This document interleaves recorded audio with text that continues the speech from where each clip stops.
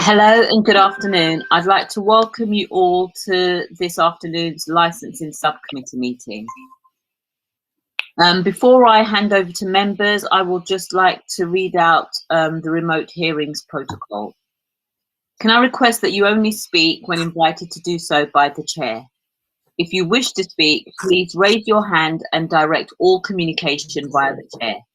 Please ensure that your mics are muted when you are not speaking, apart from the chair, who does not need to mute their mic at any stage, and this is to ensure that the meeting is conducted effectively.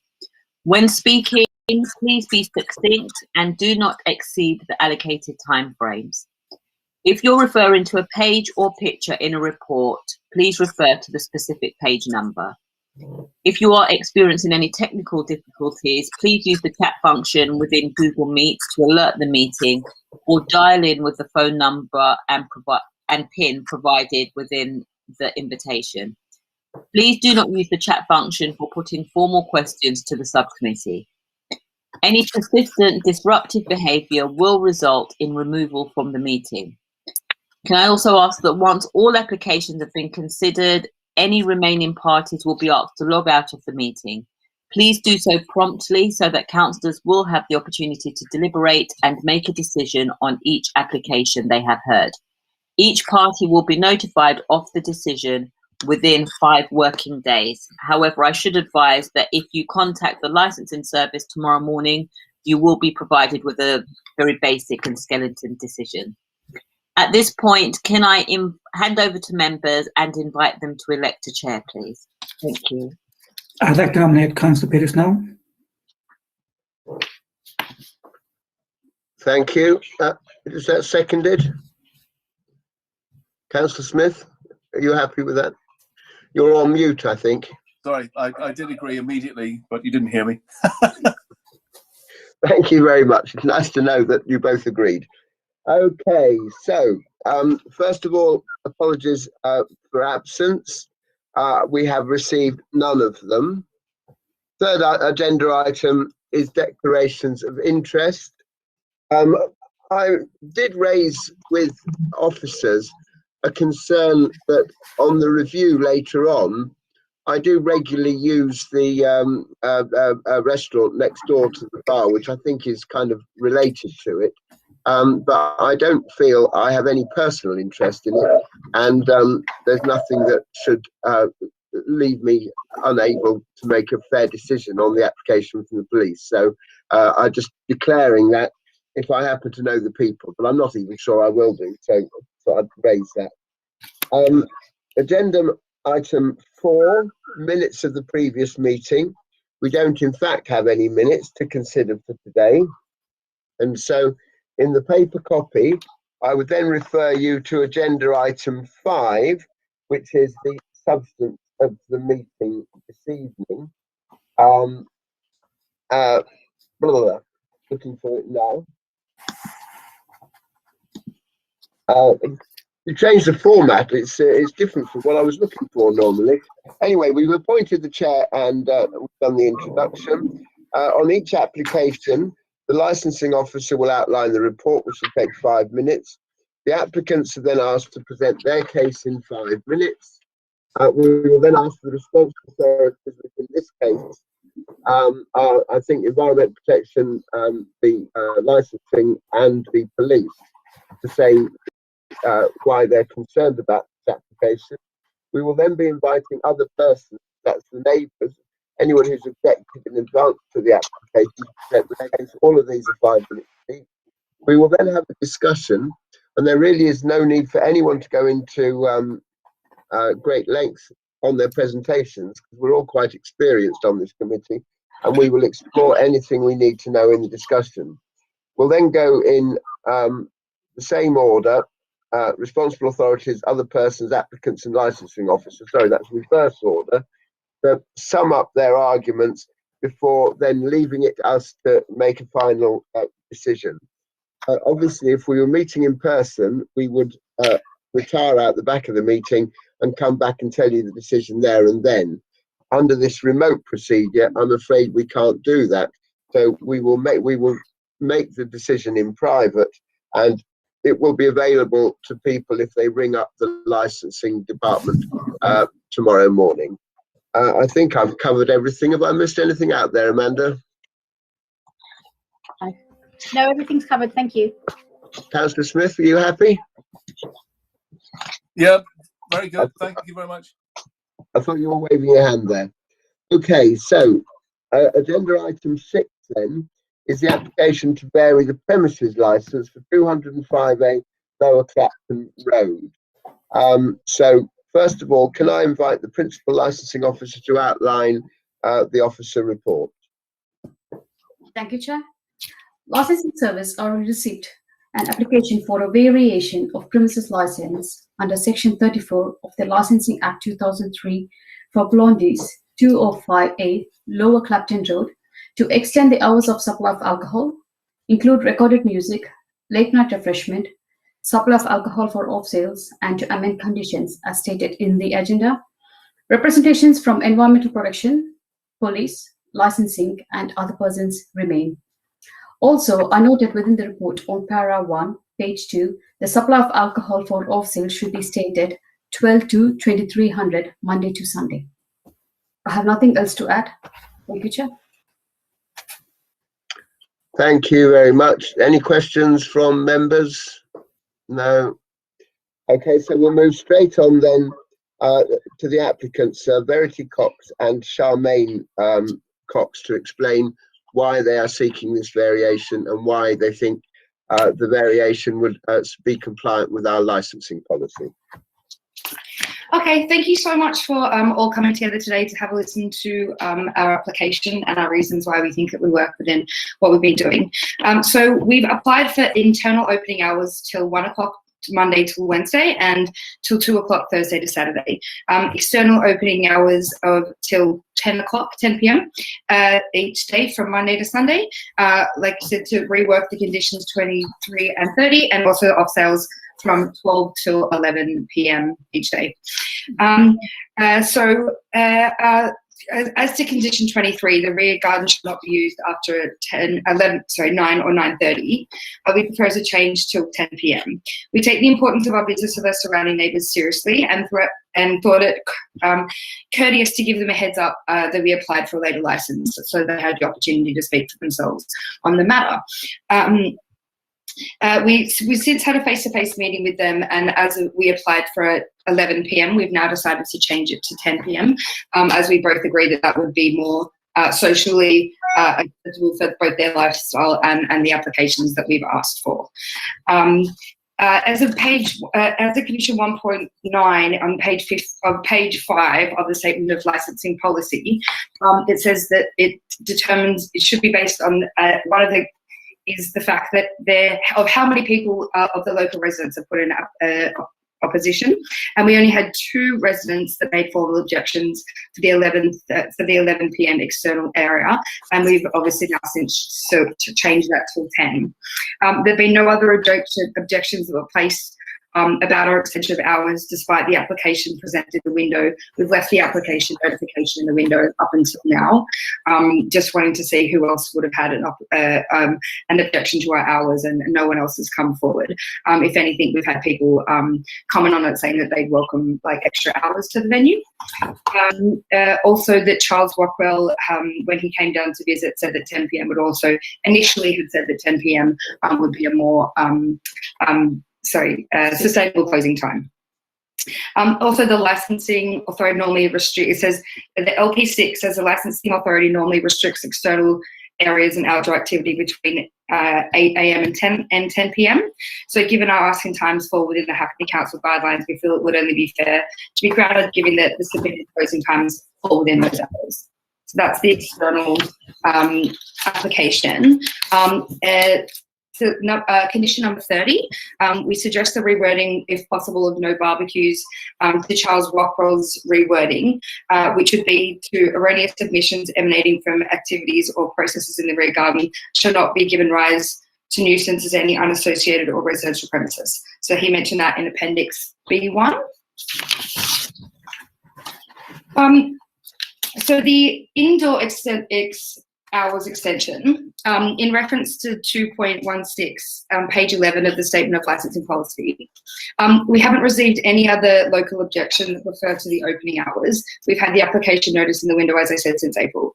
Throughout the years of operation, we've shown due diligence of upholding the 4 licensing objectives. We've had 0 complaints and have run TEMS 15 times a year for the last 5 years, previous to the COVID restrictions, obviously.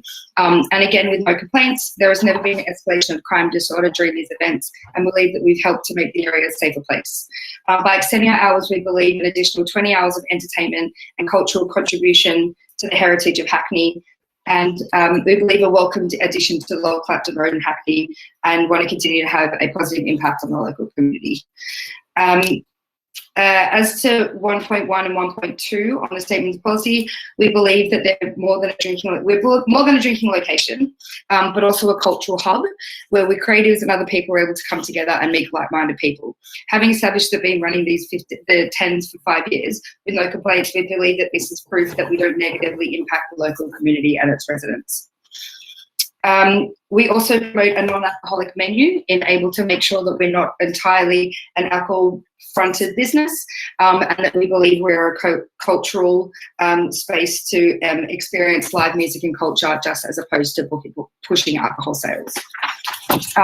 Within the core hours at LP3, on page 11 of the Statements of Policy, we've sent over a new manager policy, which I think everyone has received and seen, which has been sent to you, plus a new training and responsible source of alcohol training. We've lived and operated blondies in the area for over 6 years, and believe that we have a good understanding about how to best uphold the licensing objectives.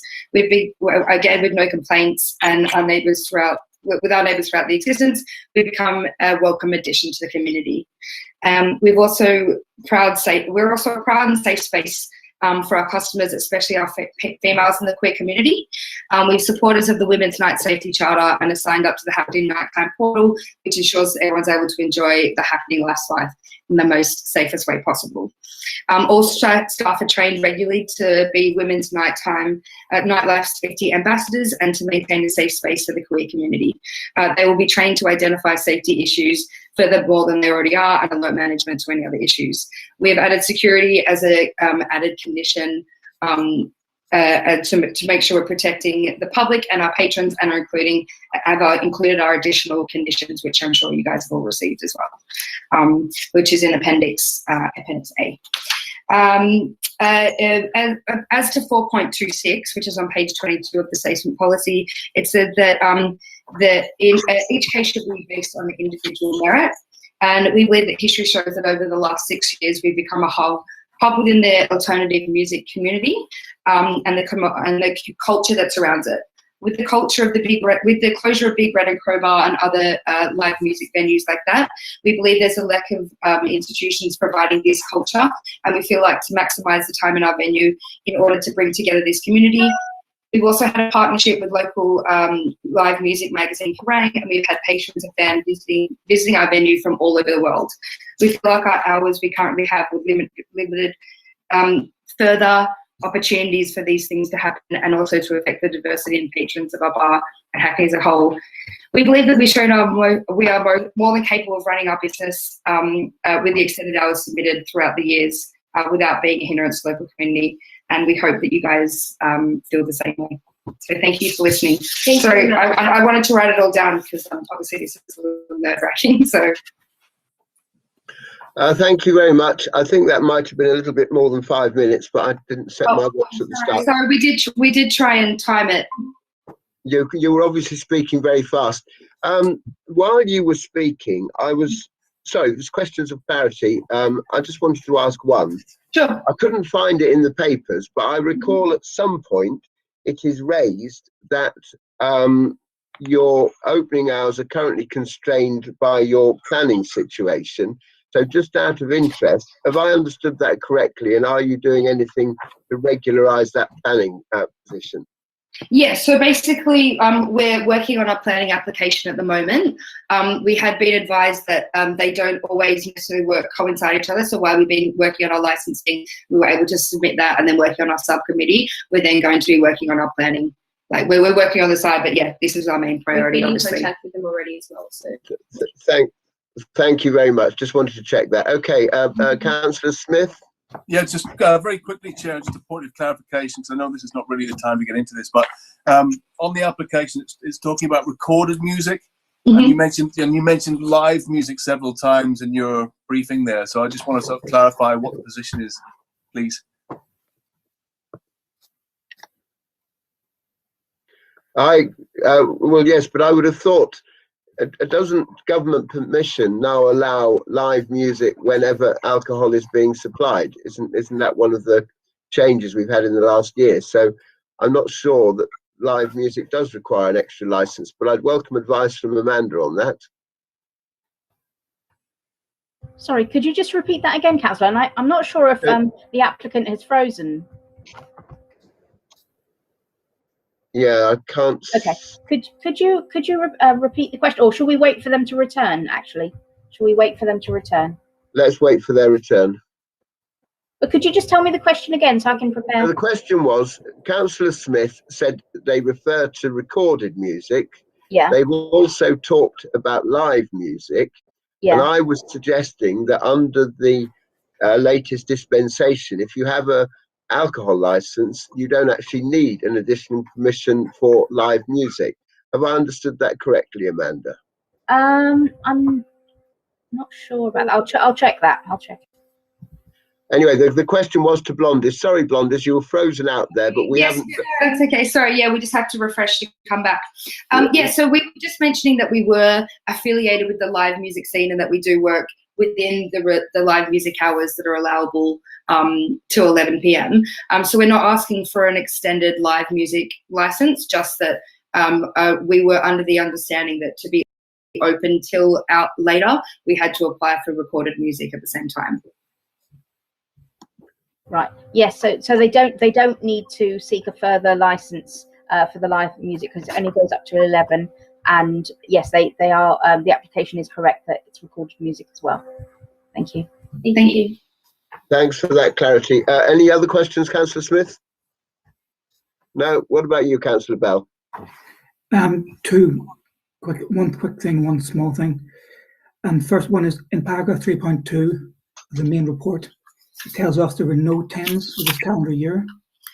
Yes, being that COVID had affected everyone, we just thought it was better to be able to make sure we could stay within all of those restrictions because it was just table service. And obviously... Sorry, but after you were regularly using 10s beforehand? Yes. Up until COVID restrictions, we were doing 15 a year. Okay, the more important thing, I'm not entirely clear what you're planning to do in terms of cooking in the outside space. I beg your pardon? What you're planning to do in terms of cooking or serving food in the outside space? Yeah, so just a little small outside area dedicated to food. Nothing that's like smoky or barbecues or anything like that. Just so that we're able to serve food whilst people are in the garden and also in the venue. But your letter says we're asking to remove the clause of no barbecue from our license. Yes, because the original statement in the planning application says that, in the planning outlines, and that also went into the licensing, is that it didn't really quite make sense. It said there's no primary cooking, but we do want to be able to cook. We want to be able to provide food. And so there is a statement from within Charles Rockwell's representation. He's put that odour emissions emanating from the activities of processes in the rear garden shall not give a rise to nuisance. I think that is what we're trying to do, is make sure that we are allowed to cook, but if the policy needs to be, if the condition needs to be there, that it's about public nuisance and allows us to actually use it as a cooking area. So what type of cooking are you planning to do? Like a pizza oven. I was going to mention that.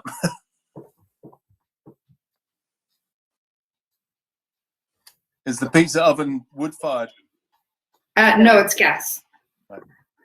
Okay. And that we've actually contacted them, and they said that we don't need planning to use their ovens because they generate no smoke. Yeah. Okay. Any further questions at this stage? No. Okay. So let's move on to first of all the police. PC Kerry Ryan, I believe, is going to make the representation today. Yes, good afternoon. Thank you, Chair. Firstly, I just want to apologise to Verity because I've just returned from leave today, so I didn't have a chance to. She emailed me to have a chat before today, but I haven't had an opportunity, so apologies for that, Verity. No worries. Thank you. I've seen the amended timings for the operating hours and for supply of alcohol consumption on the premises, but there still hasn't been included in that a time for drinking up. So ideally, we'd need 30 minutes reduction in the alcohol timings just to make sure that everyone can finish their drinks. Yeah. It has been noted that the premises have operated on 10s over previous years, but these are one-off isolated events, and they are risk assessed individually by SAM and the applicant. But a permanent extension of hours would mean that there would be an increase in consumption of alcohol at premises every day. And the applicant actually mentions that there will be an additional 20 hours of entertainment, and this all, of course, will include alcohol consumption. And people's behaviour is affected when there's higher alcohol levels. They're noisier, they're more irrational, and far more likely to become involved in a confrontational situation that can often escalate into violence. And this also comes hand in hand with an increase in ASB on the streets. And the streets that surround Blondies are all, I mean, there is a couple of parades of shops and a couple of other licensed premises, but generally there's quite a lot of residential premises around there. And it does concern us that drunk customers coming out on the street at 2 o'clock in the morning in a very quiet area, and it is quiet because there isn't that many other venues open at that time, will cause the residents some kind of disturbance. As I mentioned, dispersal policy, but I've seen that now, and a mention of SIA, which does allay some of my concerns. But yeah, it's the hours are still obviously exceeding the core hours as set out in the statement of licensing policy.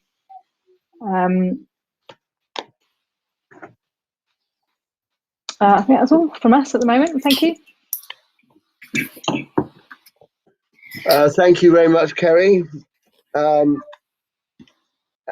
Any questions to Kerry from my other councillors? No. Yeah, Kerry, you don't happen to know what time the Clapton Heart shuts at, which is a bit further up? I don't offhand, but I've got my laptop here, so I'll open it and have a look. Thanks. Perhaps we can come back to that in the discussion phase, can we? So then, next to the licensing authority, David Tuitt, do you want to explain your concerns about this? Thank you, Chair.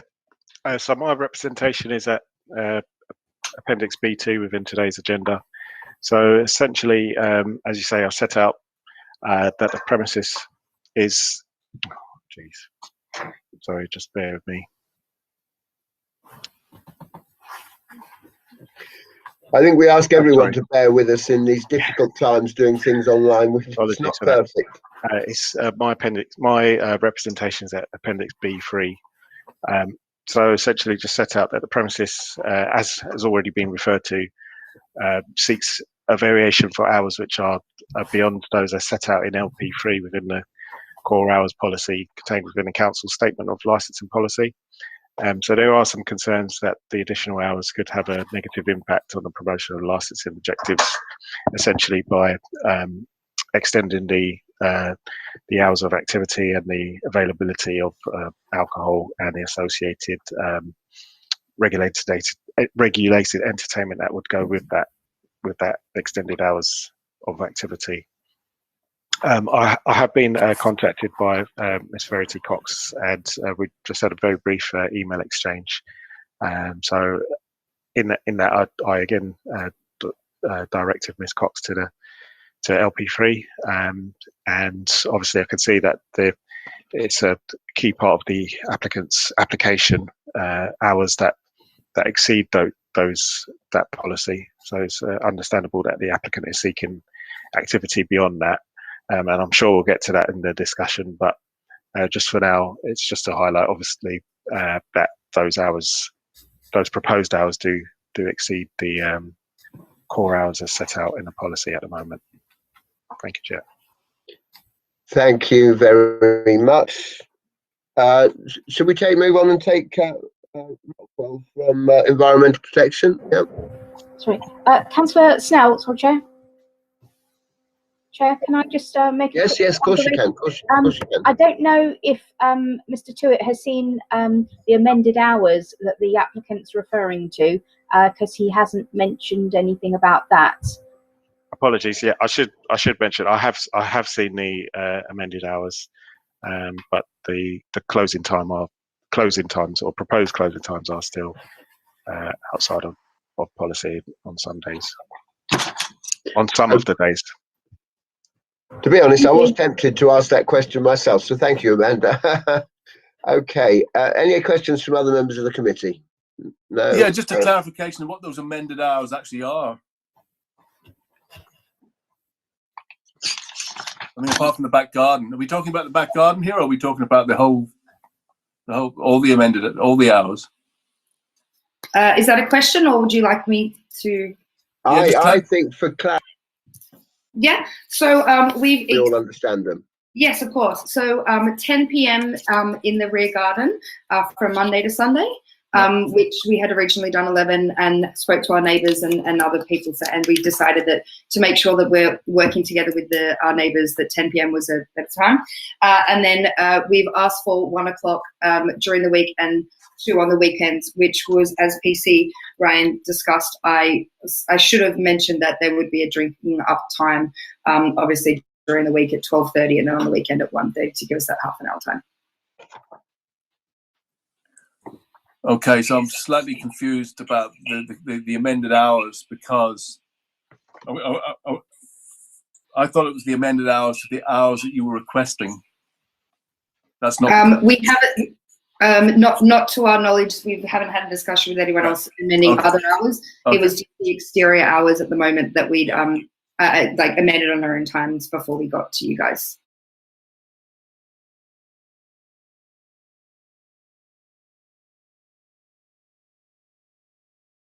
Okay, thank you for that.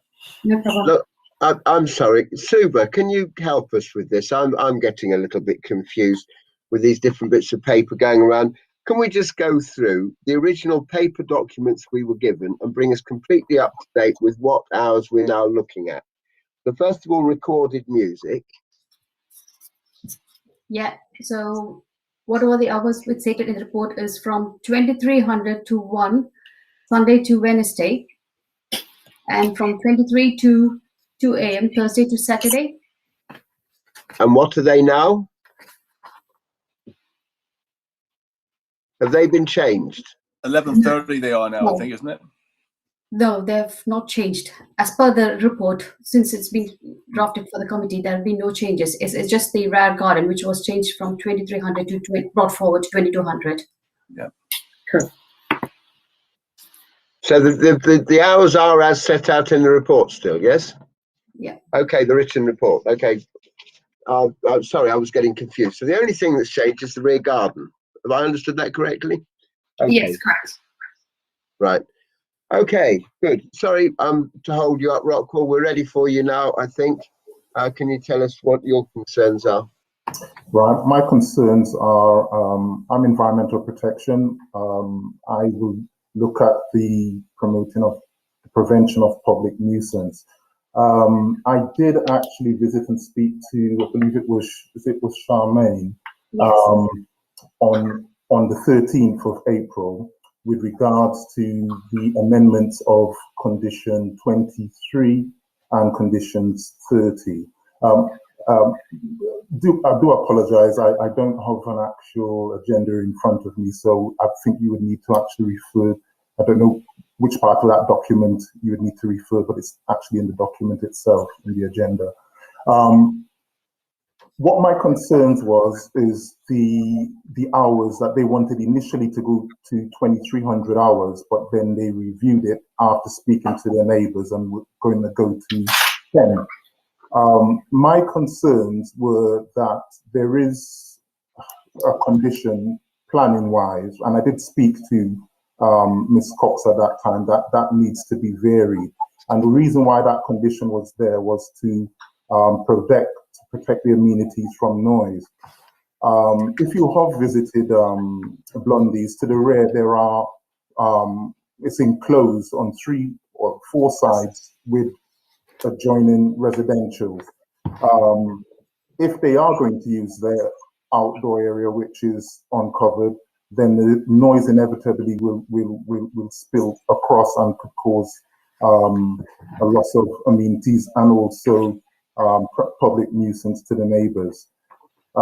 In line with what the conditions are, what I would have suggested on the weekends from Thursday, Friday, Saturday up until 10, but on all other days it should be until 9. With regards to noise from the actual premises itself, there weren't any concerns with noise leakage, which can be contained. There's no residentials directly above the actual premises. Condition 30, with regards to the barbecue, there needs to be a correction on that. What it basically says is that odorous emissions emanating from activities or processes in the rear garden shall not give rise to nuisance at any unassociated or residential premises. And then it says no barbecues. It should read are not permitted within, no barbecues are permitted within the rear gardens. So that is another issue as well with the barbecues. The smoke from it and smells could give rise to nuisance. So if they are cooking, yes, the odorous emissions, we would request that that doesn't cause a nuisance. But then at the same time, with the natures of barbecues and being in close proximity to residential premises, then it is likely that it is going to cause a nuisance. Thank you. Sorry, I may have missed that. So the suggestions you are making apply to odour emissions. Yes. Tell me again, why are you not concerned about noise from the back garden? Not from the background. I'm talking from the building itself. From within the building, they wanted to extend the hours up until 2 o'clock. Environmental protection, what we would look at is noise or regulated entertainment emanating from within the building. And if it's something where it could be contained, let's say it's loud, it's music or recorded music, there's no residentials directly above. We've had no complaints, and vice versa. If it were that we were getting complaints, then we would ask them to put a noise limiter within the premises. So that is within the building itself. My objections or concerns is with regards to the use of the rear open air garden, or the rear garden, which is open there, and there's no containment for noise. I can appreciate that Ms. Cox knows the neighbours and has spoken to them and has gotten their opinion that that is okay. But as I was saying, circumstances do change, people do move. I don't think it would be right on the weekdays up until 10 o'clock or every day of the week, especially if there are young kids around, that they would have to wait until Blondie's finishes at 10 for them to get some respite from noise. Thank you. Questions from other councillors? Just point of clarification on the noise limiter. I believe there is a noise limiter. Is that correct? Yes, correct. Thank you. I think I agree entirely with representation. Clearly, it's not about barbecues or pizza ovens. It's about whether they generate disturbance and noise or a nuisance that we need to condition. And secondly, you suggested a condition on smokers outside the front be limited to 8. The applicant accepts that? Yes. Yes. Okay, so both those amended 30 and 34, Mr. Rockwell's submission, are accepted. Yes. Thank you very much. Have we covered all points of clarity on this so far? Sorry, at the beginning of the meeting, I didn't establish whether the other persons are here today. Do we have any of the objectors here today? I have them down as Juliana Molinari and Fran Monks. Chair, they appear not to be present today. They have been contacted, they have been sent an agenda and an invite, but they appear not to be present today. But they haven't withdrawn their objections, so we still need to consider their objections. Is that correct? That is correct. Thank you very much. Okay, so I guess we're moving into the discussion phase of the meeting. I just have got a couple of points.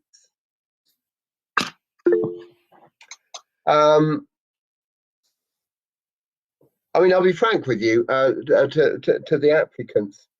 We need a convincing case, and I'm not sure we have a convincing case to go beyond, our core hours. They're there to indicate what we expect, and this is a residential area. So I'm slightly struggling. Harry, you said you'd look up, didn't you, whether the Clapton Heart had, what hours they had. Did you manage to look that up? Yes, I did. They have alcohol until midnight, Sunday to Wednesday, 1 o'clock, Thursday, Friday, Saturday, closing half an hour later. Midnight, 1 o'clock. And Kerry, how does that operate? I mean, how does it, from your point of view, does that work well at those hours? It does actually. We don't get many calls there. Okay, so Blondies, you need to listen to that advice. Yeah, see if you would be willing to maybe match that. Well, but it's also a less enclosed area, surely, I would have thought. It doesn't back onto any occupied premises. No. It does actually. Yeah, there's lots of residents around there as well, but also we haven't had any representations regarding the inside hours. Just as if that is noteworthy. Sorry, as the fact that there hasn't been any noise complaints when we have done our later license events. So I just wanted to mention that. Okay, and this is something where either the applicants or perhaps other members of this committee can help me. I don't fully understand if is there any constraint on music recorded or live in the back garden? Is that constrained by the current conditions? Have I missed something here? And what is your current practice in terms of having music externally? Because we know music is noise in itself, but it also then means people start speaking louder to be heard over the music. Right. Yeah. We've always tried to make sure that the garden area is a lot lower volume than anything else. So basically, we usually don't really have music out there. And also, obviously, it ties into our licensing hours. So when it's closed, it's closed. Okay. Thank you. Can I invite other members to see if there's any items they want to cover in discussion? Yes, please. If you don't mind, I mean, Councillor Bell might want to go first, maybe. Brian, would you like to ask some questions? I mean, I can go ahead if you want. I think you go ahead, Gilbert. Okay. Yeah, so just to get a picture of the venue itself, if you could just describe the inside as you walk through, where the music and stuff takes place, where the bar is, because we weren't presented with a map, and a map's quite useful for us. Right. So these things, 1 second, and the capacity of the venue as well. And have you had it fire assessed? Because I know you have written some stuff about fire policy in the documents. In fact, I commend you on your documents, on all those procedures. They're very good. There's a lot of it, so the staff would obviously need to be quite on the ball to kind of meet all those different things that you put in there. But that's very welcome, because it means that you've thought about it. Yeah, so just the capacity of the venue, how it kind of works. Is there a basement level, that kind of thing, where the toilets are? Just give us a rough idea. Right. So basically, as you walk in the venue, there's tables and chairs all there at the moment. We have There's 10 tables inside. Sorry? There's 10 tables inside. 10 tables for 4 people each? Some of them are 2. A lot of them are 2. So as you walk in, there's a 4, there's a 4, there's a 4, and then 2, 2, 2, 2, 2, 2. Okay. And 2 near the back door, and then the bar. This is ground floor level, yeah? Yeah, we only have one. We only have 1 floor. Okay, ground floor level. Yeah, there's no basement, or there's only a small amount of space. Okay. We're only 3 meters by 10 meters inside. So 3 by 14 meters inside. Yeah. And what's the capacity? 55. 55. Okay. And where would, if you had live music, where would that go? In the front area as you walk in the door. Okay, great. And So there was one further question. Number 14 of your sort of working policies. Yeah. Under the COVID cleaning policies, Mm-hmm. it says customers must remain seated at all times except for trips to the bathroom. My feeling is that some people might want to dance in your establishment. well, it's not allowed in COVID rules, isn't it? You have to remain seated as part of the COVID rules that we're abiding by at the moment. So you're literally, if you want to move, you have to literally be sitting down. So unfortunately, until those clauses are removed, we are abiding by the rules that we've been told by the council. Okay, great.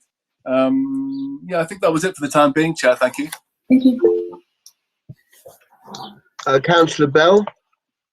Obviously, the major issue here is the hours, and the fact they drive a big breach through our policy. Mm-hmm. But did I understand from the earlier conversation, in response to Kerry's points, you accepted there would have to be half an hour drinking up time? Yeah, I mean, we've always worked to that anyway. So it was just in my understanding that that would have fallen into the hour policy anyway. I just forgot to have dissected that into its own little bridge to say that there would be half an hour drinking up time. So that automatically cuts back your hour of service of alcohol to 12:30 during the week and 1:30 1:30 at the weekend, including 30s. Yes, correct. So it's really that breach of our policy we have to concentrate on, and you have to convince us to make an exception. Yeah. And I've heard some good things, but I don't know if I've yet heard enough to convince me to make an exception. Okay.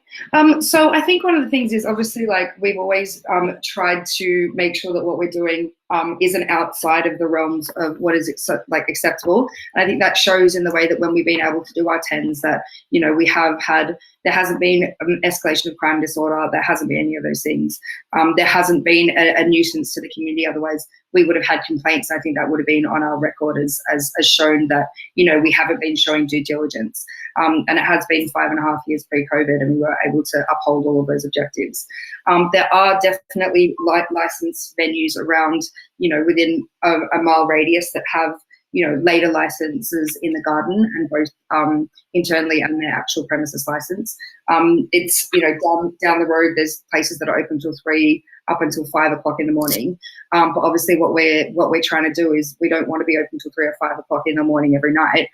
We just want those extra few hours that, you know, might essentially, if, you know, the argument could be help us make the money back that we lost over COVID, but also, you know, just those few extra hours that they can allow us, you know, to benefit from just that little extra time. Also, the Clapton Heart has longer hours than we have, as mentioned. And yeah, we just feel like it wouldn't necessarily be a hindrance to any of the neighbours asking for those extended hours. And we just worked really hard to try and get to where we are, and just believe it could just really help. Yeah, we've also when we are having those when we have had those later hours during 10s, our neighbours have said they actually can't hear anything when that back door's closed, and that's really positive. That means that, you know, the level that we're playing to means that it's not disturbing local residents. Anything else I can answer? Oh yeah, Karen. Oh, sorry. Sorry. Who wants to come in? Sorry. Yeah, is that okay? Sorry. Oh, yeah, go on, PC Ryan, go ahead. Thank you. I just wanted to draw your attention to a couple of things on the existing licence, just in case if you were minded to grant it, because there's going to be a couple of conflicting conditions.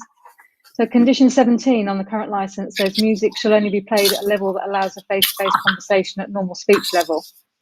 And I'm assuming that as there are heavy rock and alternative music venue, that's not going to be at a face-to-face conversation level.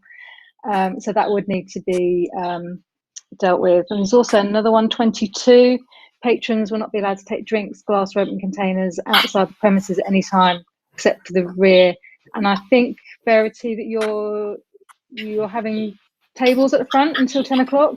Yes, sorry, I thought for some reason, I wasn't sure why, but yeah, I'm sorry, I'm just looking for licensing conditions. Yes, we do actually have tables at the front at the moment. We have a tables and chairs license. I think for the most part they are being served in plastic receptacles though, and then nothing's allowed to be out the front after 10 p.m. as per no glassware or any drinks at all once those tables have come inside. Okay, I just didn't want there to be conflicting conditions. It just makes it difficult and unusable for you, really. Right. And then condition 36 that you've put in your document, I don't know, it's a bit of it's a typo, I think. There shall be use of the outside space after 2200 hours. There shan't be. I think I was trying to be a little bit poetic, but no, I guess what I was trying to say is that there won't be use of the garden area after 10 p.m. if allowed. Okay. Yeah, so that just needs to be amended as well. Okay. Could I also suggest that with the SIA condition that is added in there, that the SIA would be on duty until 30 minutes after close, because they would be able to assist you with the dispersal. Okay, sure. I'm sure the rest of your staff will be busy tidying and cleaning. So if you had SIA to do that, that would assist you.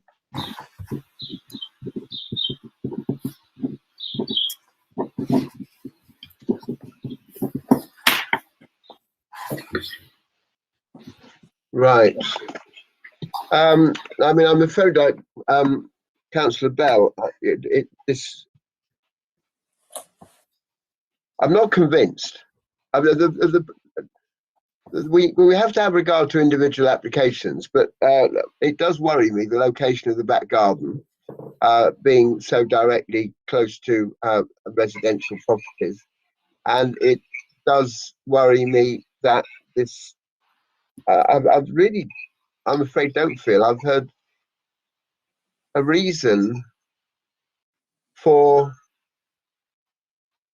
you know, what is so special about this place that we tear up our normal policies on hours. So I'm afraid you haven't particularly won me over at the moment.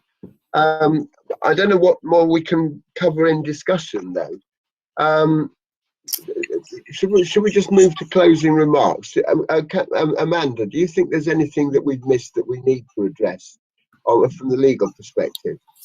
No, the only thing I would say in the applicant's representations, they didn't say a great deal about how they, apart from, I know they all have SIA, but how they'll be managing, you know, the drinkers late at night, you know, because of the concerns the police had raised about drinking, people going out drunk late at night, and any potential ASB. So I don't know if they maybe said enough about how they'll be managing all of that apart from the SIA, you know, what monitoring and checks will they be doing.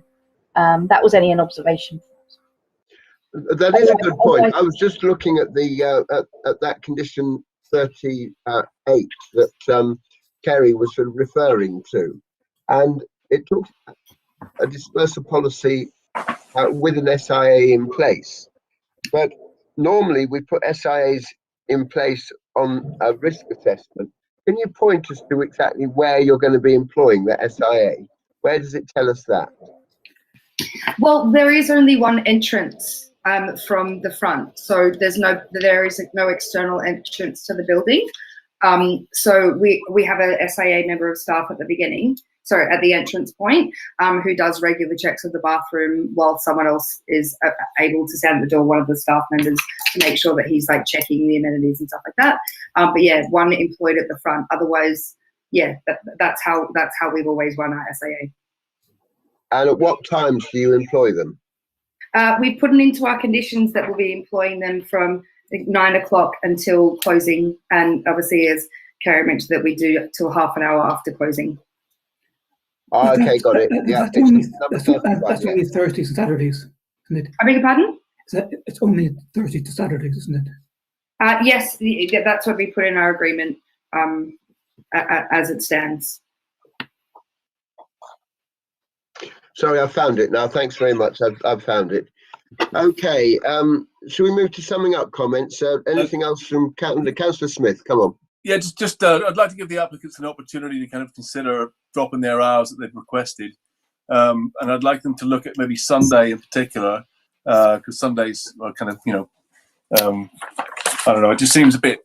Sunday seems to be really pushing it, in my opinion.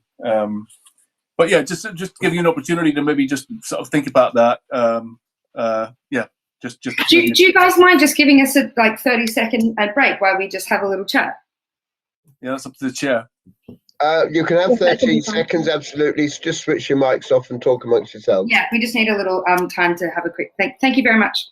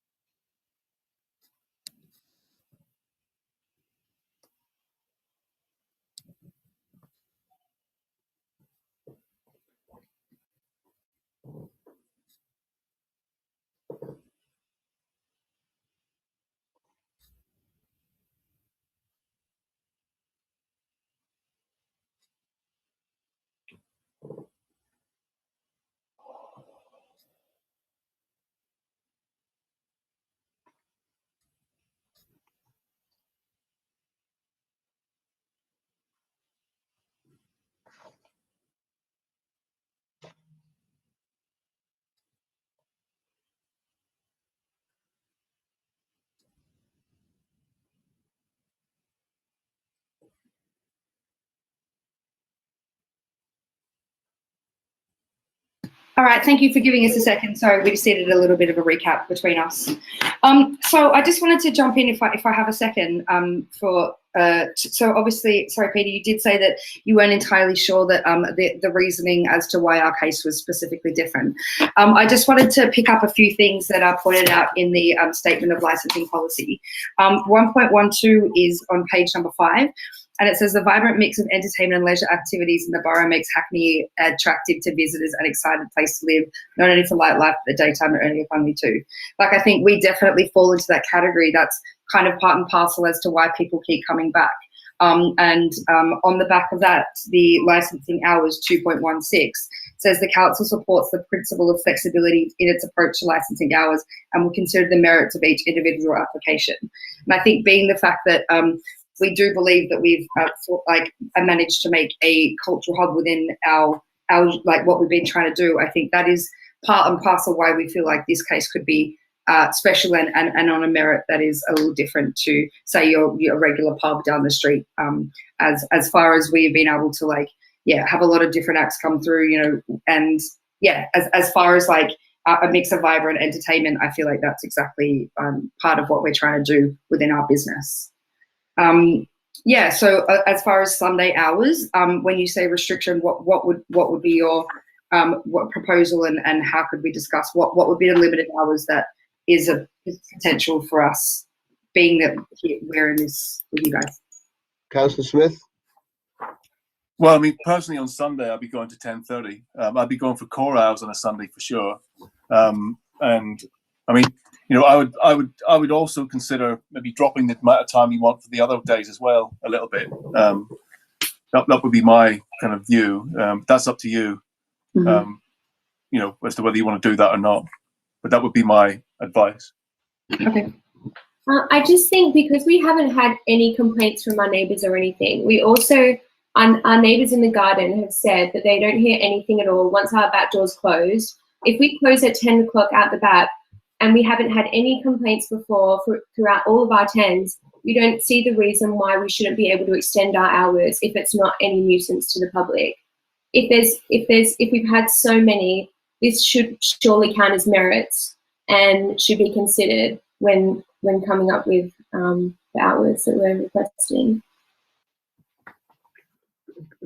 Could I a couple of things. I just want to pick up on a couple of things that Kerry brought up earlier on. Firstly, in terms of the use of the space out the front of the premises, is that something that you're doing on a regular basis? Is that included in your licensed area, or is that a temporary use while we're going through this period with COVID? Well, we have the temporary pavement license that was applied for through Hackney Council. So we do use that on a regular basis, as that's part of what we thought we'd be were able to do via through actually PC Ryan was actually the one who told us about that with her fellow PCs, and so we do use that on a regular basis at the moment. Moving forward, I'm not entirely sure, but yeah, at the moment we do have a license to do so. Because as I would understand the rules, if we were outside of the special conditions of COVID, that would need to be included in your licensed area. And Right. I'm not certain it is at the moment. That's something you'd need to look at. And then the other thing, again, that Kerry brought to our attention was this noise limit, number 17 of the existing condition. Music shall only be played at the level that allows a face-to-face conversation at normal speech level. Now, from the way you're describing premises, that's not the case at the moment. Is that correct? When the music sounds as if you play music for people to go and listen to. I don't necessarily think so. Just because we play rock music doesn't really necessarily mean that it has to be so loud. We still have people sitting down at their tables and having a conversation while they're eating food, or regardless, that it doesn't necessarily mean that the music has to be absolutely blaring the whole night just because of the genre. I think we've done well at the moment, and without having any complaints, it doesn't really seem like that should really be an issue. Thank you. Okay, should we go in reverse order, getting people to sum up their reasons and let us know if they've changed their position as a result of this hearing? Are you happy that I do that, Councillors Bell and Councillor Smith? Yeah, Chair. Blondies didn't say what they felt about the Sunday hours. Do you want to come back on that, Blondies? Yes, yeah, if you don't mind. I mean, obviously, at the end of the day, what we'd like to do here is come to some resolution. So I'm not sure if it's a case of that you guys then go away and come back with an answer that everything is denied, or if there's room for some kind of maneuver. But obviously, that I'm not entirely sure how. That's what we're doing now. That's what we're doing right now. Right. It's giving you an opportunity to reassess things. Yeah. I think Sunday for us is not necessarily that busy till late. So I mean, Sundays is one of the days that we would be happy to close a little bit earlier, or maybe just keep the hours that we had for a Sunday. But I think for Thursday, Friday, and Saturday, those are the main important days for us where we actually have a lot of people coming into the venue. So that's when we want to. Yeah, I guess they're the key days for us that we're interested in. If Sundays, if Sunday's an issue, then we're happy to reduce some of those hours. Thank you. Okay, so should we then go through reverse order and ask people to sum up their case? So we'll start with Rockwell Charles from Environment Protection, if you're there somewhere. Yes, I am. My position still remains is the concerns of the use of the rear garden. The hours which I proposed on the condition 23, as I said, the use will be permitted from up to 9 p.m. Sunday to Wednesday, and then on Thursday to Saturday up until 10 p.m. It's just that the residentials are too close, and I did speak with Ms. Cox before, and I have actually looked at neighboring 6 neighboring venues which have outdoor seating areas, which you said, but most of these seating areas are to the front of the premises. So this one, yours is in a unique case where it is at the rear, where there's going to be bedrooms, and it will affect residents, and that's my main concern. Thank you. And so if we continue around the responsible authorities, David Stewart from Licensing, can you tell us what your advice is? Thank you, Chair. Just to reiterate really what the policy is, as we're all very clear on it now. I do just have a question though, maybe for the applicant, because reference was made to Thursday, Fridays, and Saturdays as the key days, let's say, for activity. Is therefore the suggestion that the rest of the week aren't as important or aren't being sought or something like that? Maybe that's just something that could just be made a bit clearer?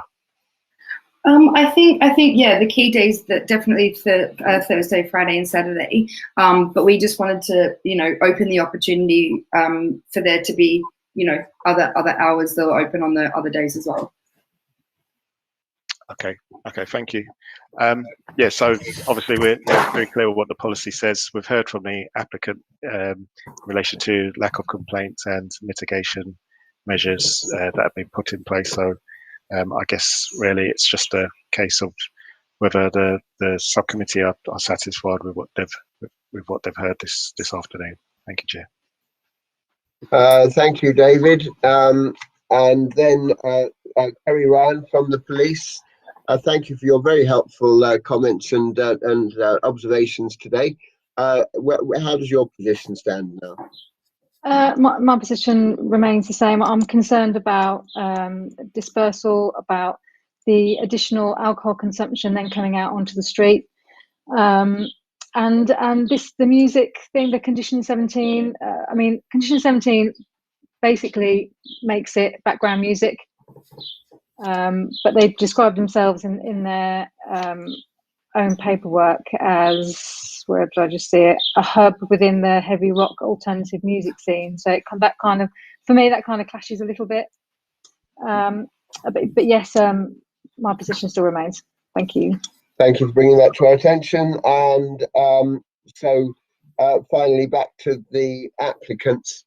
I mean, David summarised, you've talked about mitigating circumstances, you've talked about your exemplary record.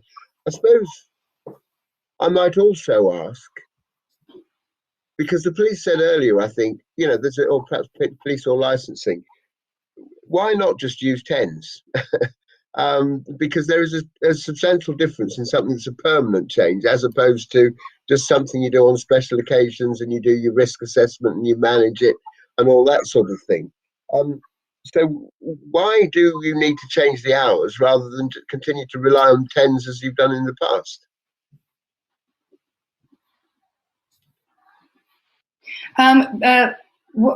What I'm getting noticed is basically people travel from further away to come to our venue, and to just jump back into the blaring music thing, it isn't necessarily that, it's the music that they're listening to, not the level of music that they're listening to, so people are coming and having their drinks and having conversations, that's within the being able to hear each other, no one's screaming over each other, trying to work things out. Also, like, there are definitely places that are open in the garden that definitely have residential areas. But ultimately it just would make sense to try and get a few more hours within our core, outside of the core range on those days that people have travelled to come. And our dispersal policies, I didn't go through it specifically, but we have done a detailed dispersal policy. So there is half an hour drink up time. That's all written into the SIA policies. It's written into the staff training and also the responsible service of alcohol. It's also written in like an actual times and breakdowns of, when we turn the lights up, when we turn, when we tell everyone last drinks, how long they get to do their last drinks. That's all in the appendixes that I've sent over.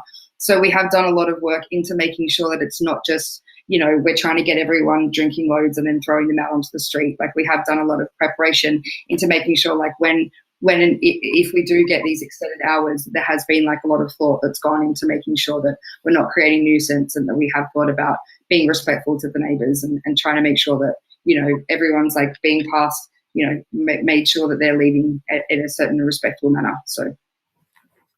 Okay, thank you very much. I think therefore that concludes. Sorry, Councillor Smith, did you have your hand up, or did yes, please? Just on the live music, because it's obviously a small venue. I mean, I can't imagine you sort of squeezing in a 6-piece rock band in there, right? I mean, that would be quite substantial, wouldn't it? Or maybe you can. And I presume the noise limiter affects that as well. I presume. So basically, what kind of bands, live stuff are you having in there? Is it DJs? Is it solo acts? Or what kind of stuff is it? Does it involve drums? I don't know. We do DJs, definitely. Some like blues bands and stuff on a Sunday. We try and promote different kinds of music. We just try to keep, and again, it's not, blaring till all hours of the, oh, we can't do all of that, but you know what I mean? When we do shows, it's only ever for like 45 minutes, and we don't have multiple people on at the same time, like multiple acts on throughout one night, because obviously, we don't want to be a disturbance to people, and we're just trying to keep it to a minimum. It's just for like, just to do a show and get everybody to come down and have a good time. So, do you have 6-piece bands in there? I don't think we could fit 6 being the size of it, but you know, we've had a few pieces in there before, but it's nothing, you know. Yeah, I can't remember. Is it mainly kind of drum machine type setup, sort of, or? Yeah, there's both. There's been like bands with drum kits, but also like synthesizers and stuff like that. Yeah. Okay. Thank you. We should be closing the discussion now, but I'm being very tolerant there. Okay, so a decision will be sent within 5 working days. I think what we're intending to do today is move straight on to the second item on our agenda today, which is the review we're being asked to conduct by the police. We will then ask everyone to leave, and we as committee members will make decisions on both applications, and they will be informed to you within 5 working days. But a skeleton decision will be available if you contact licensing service in the morning. Have I covered everything there, Amanda? Yes, it's just that the parties from the first application are welcome to leave after this. Exactly. We're considering another premises completely after this. So thank you all for coming. We appreciate your help in making this decision, and we will make the decision this afternoon. Thank you very much. Thank you very much. Thank you very much for having us. Thank you. Thank you. Bye.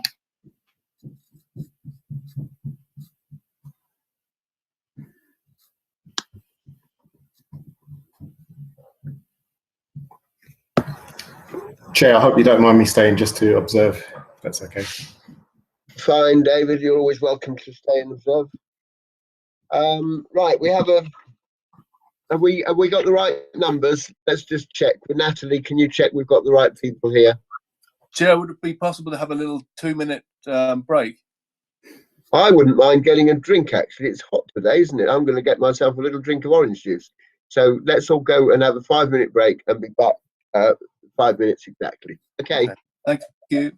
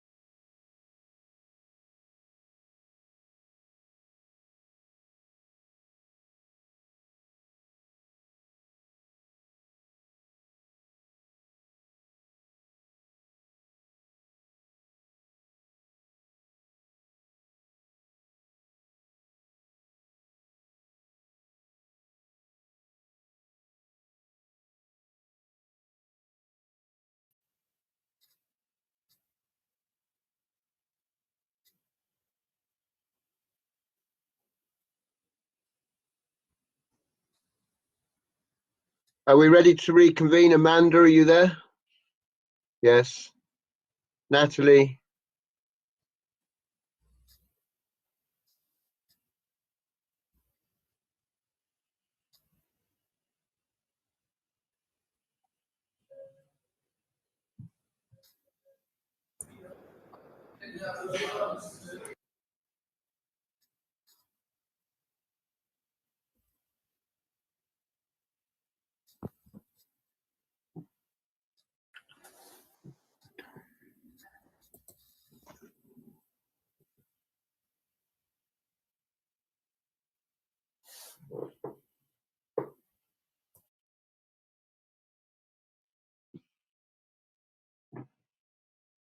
Are you there, Natalie?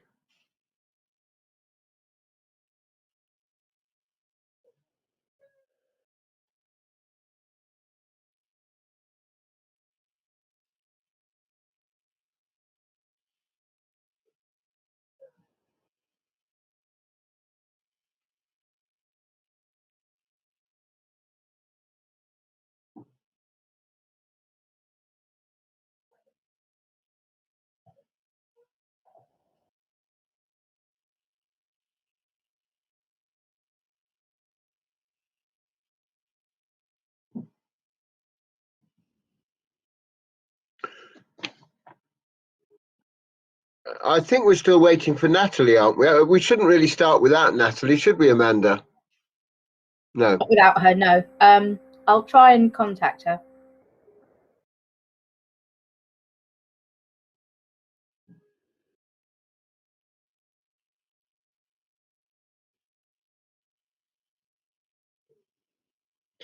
And while we're waiting for that, private caller, sorry, I should have your name. Remind me again your name, please.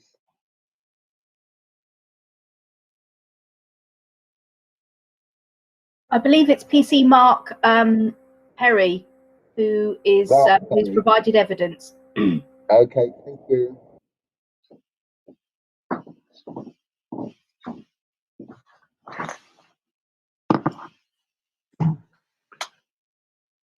Wait, signs of life from Natalie. Are you there, Natalie? I am indeed. Can you hear me? Yeah, great stuff. Okay, so I think everybody's ready to run now. Councillor Smith back. He was back. He's just switched his camera off for a minute. Are you there, Gilbert? I am here. I don't know why my camera's off because it says on this screen. Let me just turn it off and on again. You're back now. Lovely. Okay, so this is obviously a second application that we are considering today.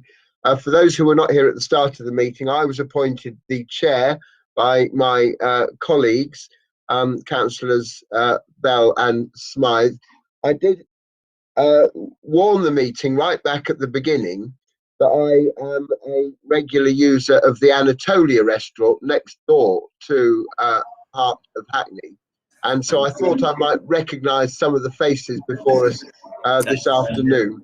I'm just a customer. I have got no personal connection with you, and I've said that I feel I will be able to make a fair decision on this, but it's only best to declare that I would know some of you when you turned up. So I'm going to proceed and chair on this decision, and will do so impartially. So there is a slightly revised procedure when we are doing this review process. Basically, Sorry. Councillor Snell, you're breaking up. okay. So in this case, the applicant is the police. I'll talk you through the process as we go, but perhaps we could start by introducing ourselves. I'm Councillor Peter Snell. I'm chairing this meeting. Councillor Brian Bell. Councillor Brian Bell. I am from Dalston Ward. Brian Bell is from Brownswood Ward, and Councillor Gilbert Smith is from Stoke Newington Ward. Stoke Newington Ward, that's correct, because we're not allowed to sit on an application within our own wards. From the police, we have Neil Hunwick. and we also have PC Mark Kerry, and we also have Kerry Ryan. So we have a lot of police here today. David Chewett is our licensing officer. He's just listening in. On the committee, at any point, we can seek advice from Amanda North, who's our legal advisor. She can just jump in and give us advice. Natalie is here as the committee support, and Subangini is our licensing officer, and she will introduce this report. Mario is here simply to make sure the IT works properly, and so don't use the chat unless you're having IT problems, in which case you use the chat and he will come and rescue you. Have I covered everything? Have I missed anything there? So if the licensing officer, Suba, if you want to introduce this, that would be great. Thank you, Chair. Licensing Service are in receipt of an application from the Metropolitan Police for a summary license review under Section 53A of the Licensing Act 2003 for Heart of Hackney 255 Mass Street, following an incident of serious crime disorder which occurred on the 29th of May 2021, as stated in the agenda. The applicant have submitted additional information which has been circulated. I have nothing else to add. Thank you, Chair. Thank you, and we have all seen those papers submitted by the police, I hope. From the police, who is going to present the case today? Yeah, Chair, that's myself. So, Mr. Hunwick, if you can explain to us what you're doing here and why you're doing it. Okay, basically during the early hours of Saturday the 29th of May, a victim with a stab wound to his arm presented himself at the Homerton Hospital. Police were informed by medics that the incident had occurred at the Heart of Hackney, and police officers attended to find the venue almost empty, but with broken glass and blood on the floor. After viewing the CCTV at the venue, it confirmed that the incident had indeed occurred there, and that security had ushered the suspects out the side door after the fight, where officers subsequently found a bloodstained knife. At no point were the police contacted by the venue, either during or after the attack. The CCTV also shows that there are patrons standing at the bar. People are dancing, people standing drinking, which is all in breach of the current COVID legislation. As a result of being notified of this incident, two of my colleagues attended at the venue in the evening of the 29th and again found numerous COVID breaches. There were people standing, drinking, service was at the bar, and there was extremely loud music playing. There were also found to be numerous breaches of the licence conditions, being numbers 12, 16, 17, 18, 20, 24, 26, 29, 32 and 34. They were all not complied with. Once the licensee was identified by the police officers, he stated to them that he didn't know he was the licensee, having never read the licence document. He was also completely ignorant of the COVID legislation, despite us being subject to the pandemic for well over a year now. Officers also witnessed people entering without being searched, and this was all despite the stabbing incident having occurred less than 24 hours earlier. My colleague PC Perry has submitted a statement in this regard and should be present to answer any further questions you have regarding what was found on the evening. The premises licence holder stated to my colleagues that he has not had any problems since he bought the venue 2 years ago. However, it transpires that there was a similar incident in 2013, which was 8 years ago, which is listed in the Hackney Gazette, in which the licensee is named as one Ali Abachi, the same gentleman, after which the premises licence was suspended due to the fear of reprisals in the venue by gang members. It's clear to us that Mr. Abachi has not learned from this previous incident, and we do not believe that even with the most stringent of training that he will be capable of running this venue correctly, and therefore submit that there is no option but to suspend the licence until such times as the matter can be determined at a full review hearing. And that's my submission. Thank you very much. Do we have any questions of clarification from Councillor Bell or Councillor Smith? None, thank you. That was all set out quite clearly. I suppose the only thing I was slightly questioning about, on what basis, obviously there's been a violent incident here, on what basis would people be searched? It's not a venue that I use, but as far as I can see, it's a pub on the high street. And I don't expect pubs to automatically be searching everybody who goes in for weapons on every occasion. So on what basis would that be an expectation? Chair, I mean, with regards, there's no particular condition regarding the searching. However, obviously, if a venue had a stabbing in less than 24 hours earlier, we would expect there to be some vigilance around any future people entering the premises. I'm not saying that needs to be a long-term thing, but certainly some sort of mitigation would be on their minds. And I'm just trying to paint a picture of somebody that seems to be quite happy to just, operate without due care to the licence conditions and the possibility that weapons are coming into his venue, which has obviously been shown by a recent incident. And so was there anyone monitoring the door at all when you went back the following night? My colleague PC Perry will be able to answer that, but I understand that from when I was looking at the failures, one of them was allowing people to drink outside the front of the premises. So, I mean, if there was security at the door, they certainly weren't doing what they've been paid to do. Can you confirm that, Mr. Perry? Good afternoon, Chair and Committee. Yes, there were SIA door staff outside the venue, but as my colleague PC Humwick has stated, they weren't stopping people coming outside the venue, and nor were they stopping people from going in without stopping them or checking them or making sure they weren't intoxicated. Thank you very much. Any other clarification from Councillor Smith or Councillor Bell? No. Okay.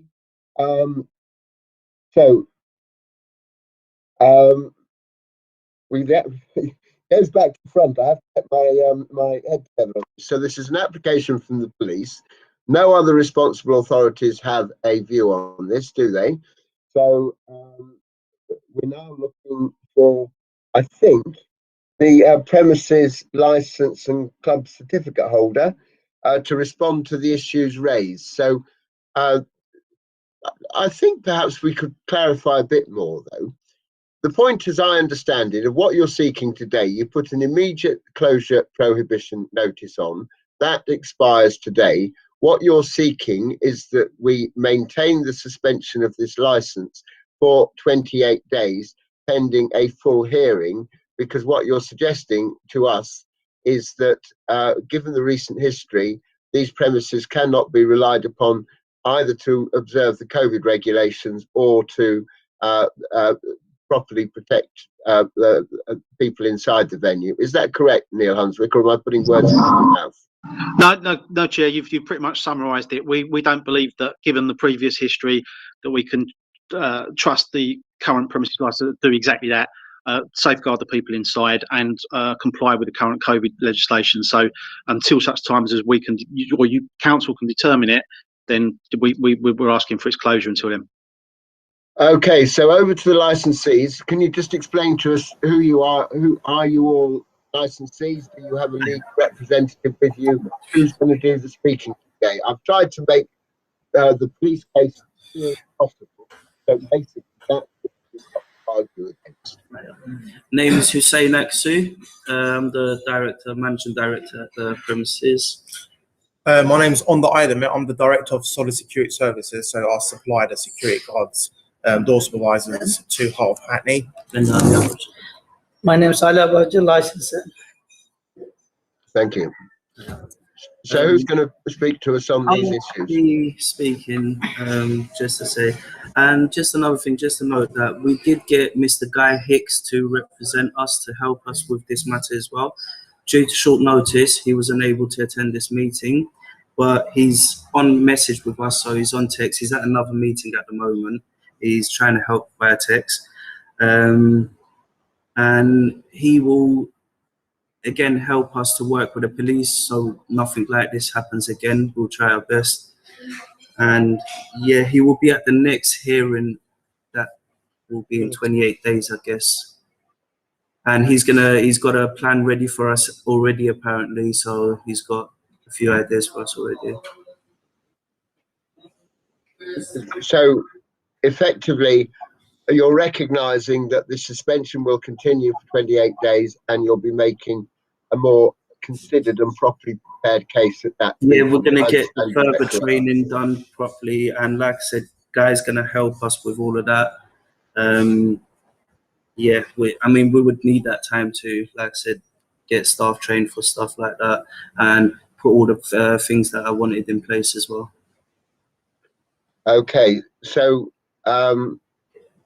what I'm hearing there as chair, and I'm going to ask Amanda to help me out, what I'm hearing there as chair is you're accepting that you do need some time out to do the training, to get yourselves up to speed.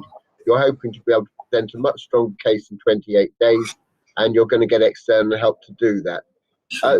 Do we need to take any more evidence, Amanda, or can we make the decision on that basis? I think if you're satisfied with everything you've heard, are there any other parties that need to make representations though at this hearing who we haven't heard from?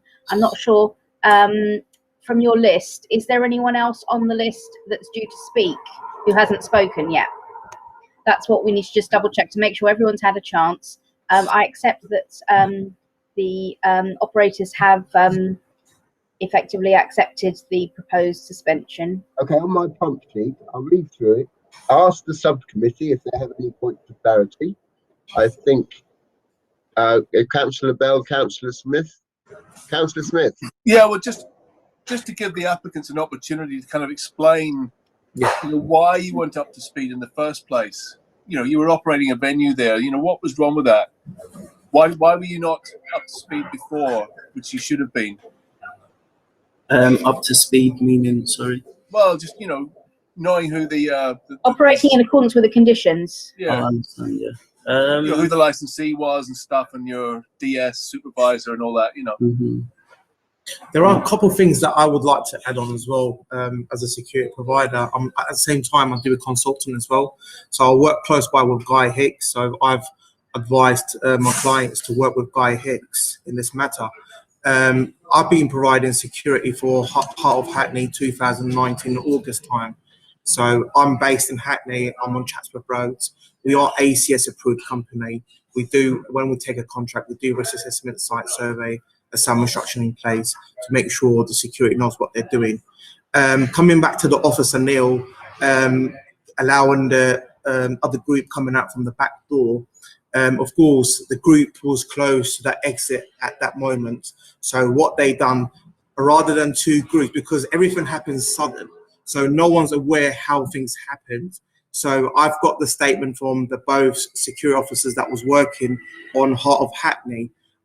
So I spoke to both of them separately, spoke to my operation manager, and then so what I'm going to be saying is when the fight kicked off, it kicked off at the back. Everything happened suddenly. The security there was cooperative. They're trying their best. Yes, at the moment, because of the moment, they couldn't call the police. But I've got one of my door supervisors told me that to tell one of the clients to call the police 999 urgently, because he was dealing with a matter who was injured. The scene's not been witnessed. No one's witnessed how the person got stabbed. Coming back to the person who came to the venue, the security starts at 7 p.m. So the client, actually, the person who had the at the item, because we do search people after 7 p.m. Going back to Peter, the security guard was at 7 o'clock. It is a pub, but we do, in terms, I always train my staff, and I told my operation managers to train our staff. Whatever happens, search them, because these kind of risk factors can happen in a venue or in a place where they consume alcohol. So 7 onwards, the security guard does search customers. So that's one thing. So I'm sure whoever's came with that item they came in before 7 p.m. So I just want to make that clear, Mr. Peter. Secondly, about coming from the fire exit door, as there's 2 door supervisor license, all your respects, there's only a minimum 2 doormen could do when there's a group of having a fight between them. So one party was at the front entrance, and the other one, we wanted to back them off, because if we cut them on the front entrance, all your respect, there's going to be again big fight on the front door. That moment, whatever's happened. The security didn't see who stabbed what, but he saw the person was injured.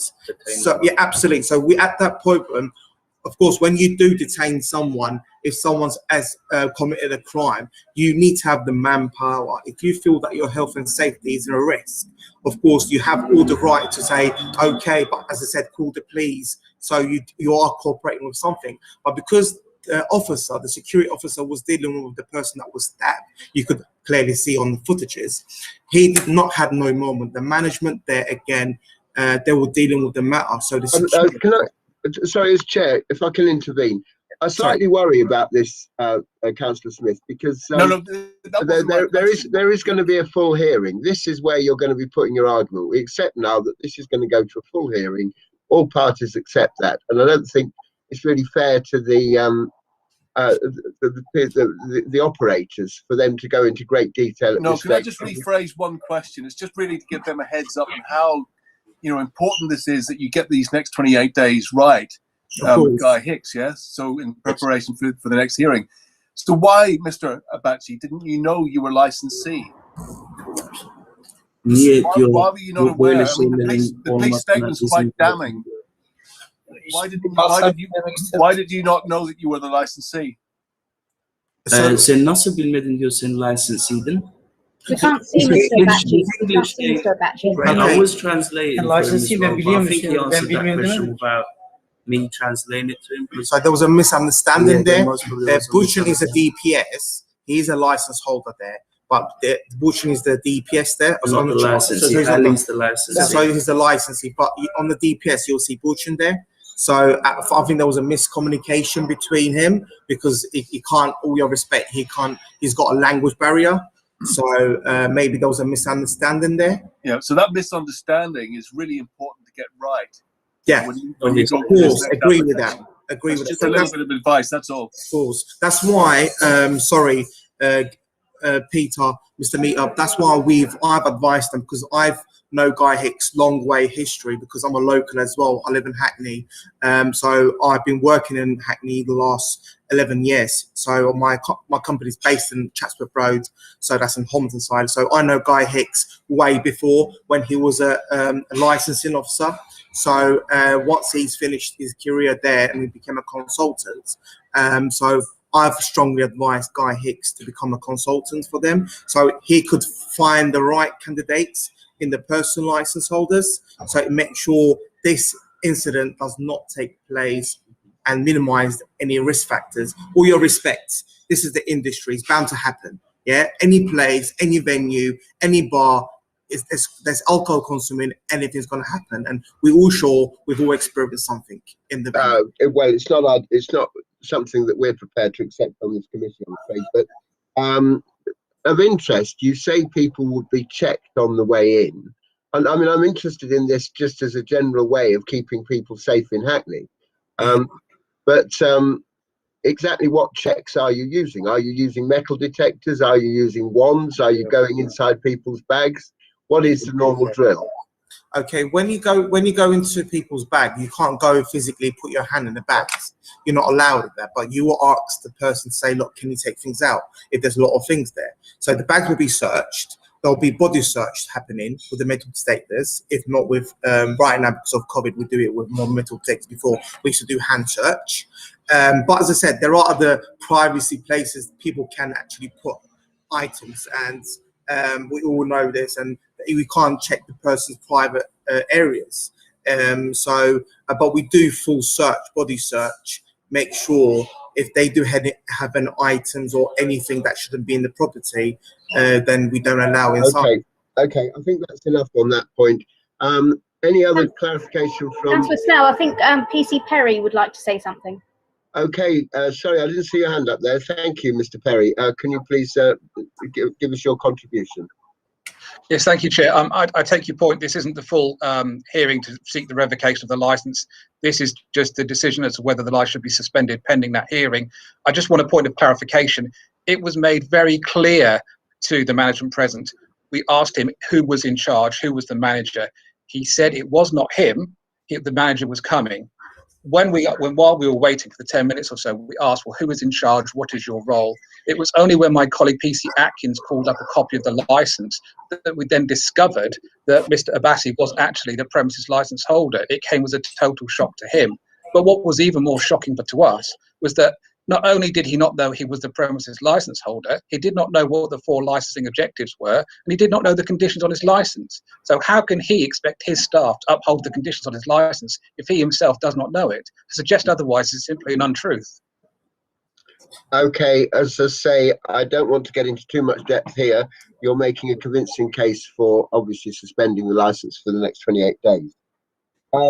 I think we've had probably enough of a discussion. I just don't want to go into too much detail when we know that there's going to be a full analysis at a later date. Structure the discussion on the information. So, Mr. Peter, your voice is cutting down. Your voice is cutting down. You're cutting out, Okay. Councillor Snell. You're cutting out. I need to face the screen when I'm doing this. So, structure and lead the discussion on the information presented. Include the discussion and ask for closing remarks from all who made submissions, and ask the subcommittee if they have any final points of clarity. So then we will make the decision outside of the meeting and let you know tomorrow. So I think we've done pretty much all of that. I think all it remains to me is to let first the operators and then the police to make any final points, and then we close the meeting and make our decisions. So if the people from Heart of Hackney want to say any more, this is your chance. Yeah, we're just we're really upset about what happened as well. It's not something that we want to know of any like that.